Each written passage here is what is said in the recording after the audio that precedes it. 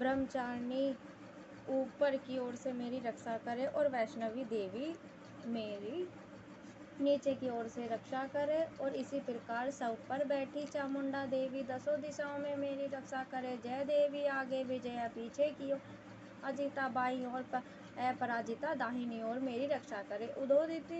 उदोतिनी देवी शिखा की रक्षा करे और उमा सिर में स्थित होकर मेरी रक्षा करे। इसी प्रकार मस्तक में मालाधारी देवी रक्षा करे और यक्षाश्विनी देवी मेरी बाहों की संरक्षण करें। बाहों के मध्य भाग में त्रिनेत्र नथुनों की यमघंटा देवी रक्षा करे। नेत्रों के मध्य में शिखा शंखिनी देवी और द्वारा वासिनी देवी कानों की रक्षा करे। कपोलों की कालिका देवी और कानों में मूल भाग की भगवती सांकरी देवी करे। सुगंधा नासिका में और चर्चिका ऊपर के होठ में अमृता कला, नीचे की होठ की सरस्वती देवी जीभ की रक्षा करे। कौमारी देवी दांतों की और चंडिका कंठ प्रदेश की रक्षा करे। त्रिघंटा गले की घंटी की ओर महामाया तालु की रक्षा करे। कामाक्षी ठोड़ी की सर्वमंगला वाणी की रक्षा करे। भद्रकाली गर्दन की ओर धुंध धारी पीठ के मेरुदंड की रक्षा करे। कंठ के बाहरी भाग में नीलग्रीवा और कंठ की नली में नलकुबरी रक्षा करे। दोनों कंधों की खंडगिनी और ब्रज धारिणी मेरी दोनों बाहों की रक्षा करे। दंडदिनी दोनों हाथों की और अंबिका देवी समस्त अंगुलियों की रक्षा करे। सुलेश्वरी देवी संपूर्ण नखों की, कुलेश्वरी देवी मेरी कुशी की रक्षा करे। महादेवी दोनों स्तनों की सेव शोक विनाशिनी मन की रक्षा करे। ललिता देवी हृदय की, शूलधारिणी उदर की रक्षा करे। कामिनी देवी नाभि की, कुंभ ईश्वरी गुदा स्थान की उदर की रक्षा करे। कामिनी देवी नाभि की, गुदेश्वरी गुहा स्थान की, पूतना और कामिका लिंग की और महाशिवाहिनी गुदा की रक्षा करे। संपूर्ण इच्छाओं को संपूर्ण करने वाली महाबला देवी दोनों जांघों की रक्षा करे। विंध्यवासिनी दोनों घुटनों की और तेजस्वी देवी दोनों पांवों के पृष्ठ भाग की, श्रीधरी पांवों की, अंगुलियों की, स्थलवासिनी तालुओं की,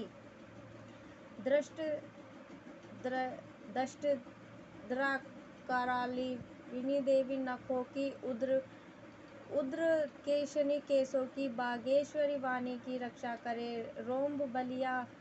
रोम बलियों के छिद्रों की, कोबरी और त्वचा की बागेश्वरी देवी रक्षा करे। पार्वती देवी रक्त मज्जा वसा मांस हड्डी की रक्षा करे। कालरात्रि आंतों की रक्षा करे। मुकुटेश्वरी देवी पित्त की, पतामती कमल कोश की, चामुंडा मणि कफ की रक्षा करे। ज्वालामुखी नसों के जल की रक्षा करे। अमेघ देवी शरीर के जोड़ों की रक्षा करे। ब्रह्माणी मेरी वीर्य की, छतेश्वरी छाया की और धर्मधारिणी मेरे अहंकार मन तथा बुद्धि की रक्षा करे। प्राण अपान समान उदान और व्यान की व्रजहस्ता देवी रक्षा करे। कल्याण शोभना मेरे प्राण की रक्षा करे। रस रूप गंध शब्द और स्पर्श इन विषयों का अनुभव करते समय योगिनी देवी मेरी रक्षा करे। और मेरे सत्वगुण रजोगुण तमोगुण की रक्षा नारायणी देवी करे। आयु की रक्षा वाराही देवी करे। वैष्णवी धर्म की तथा चक्रिणी देवी मेरा यश कीर्ति लक्ष्मी धन विद्या की रक्षा करे। इंद्राणी मेरे शरीर की रक्षा करे। और हे चंडिके आप मेरे पशुओं की रक्षा करिए। महालक्ष्मी मेरे पुत्रों की रक्षा करे। भैरवी मेरी पत्नी की रक्षा करे। मेरे पथ की सुपथा तथा मर्ग की क्षमाकारी देवी रक्षा करे। राजा के दरबार में महालक्ष्मी तथा सब ओर व्याप्त रहने वाली विजयी देवी चारों ओर से मेरी रक्षा करे। जो स्थान रक्षा से रहित हो और कवच से रह गया हो उसकी पापों का नाश करने वाली जयंती देवी रक्षा करे। अपना शुभ चाहने वाले मनुष्य को बिना कवच के एक पग भी कहीं नहीं जाना चाहिए, क्योंकि कवच रखने वाला मनुष्य जहाँ जहाँ भी जाता है वहाँ वहाँ उसे अवश्य धन लाभ होता है तथा विजय प्राप्त करता है।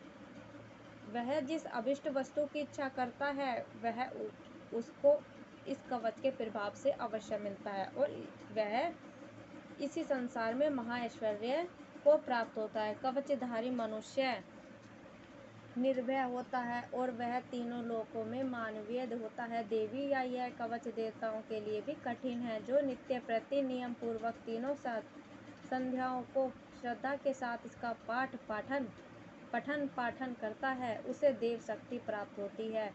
वह तीनों लोकों को जीत सकता है तथा अकाल मृत्यु से रहित होकर 100 वर्षों तक जीवित रहता है। उसकी लूता, चर्म रोग, विस्फोट आदि समस्त व्याधियां समूल नष्ट हो जाती है और स्थावर जंगम तथा कृत्रिम विष दूर होकर उनका कोई असर नहीं होता तथा समस्त अभिचारक प्रयोग और इस तरह के जितने यज्ञ मंत्र तंत्र इत्यादि होते हैं इस कवच के हृदय में धारण कर लेने पर नष्ट हो जाते हैं।